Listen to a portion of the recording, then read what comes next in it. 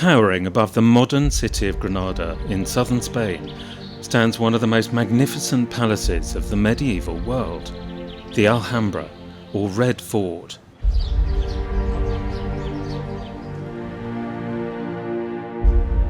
Built over 250 years by a mighty dynasty, it's an extraordinary complex of fortresses, exotic palaces, gardens and fountains, from a time when Spain was under Arabic rule.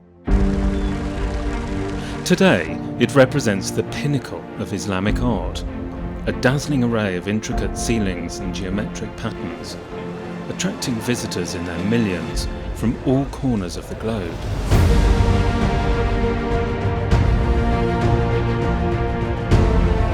But behind the splendour is a hidden story. The centuries have taken their toll, and an army of archaeologists, specialists and historians are working to restore the palace. Despite decades of work, the Alhambra is still shrouded in mystery. How were such intricate patterns produced on such an imaginable scale? What do the thousands of inscriptions on its walls reveal?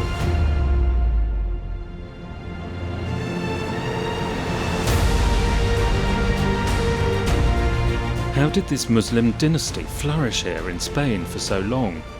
And above all, how did they build on a rugged hilltop the most stunning medieval fortifications of the ancient world?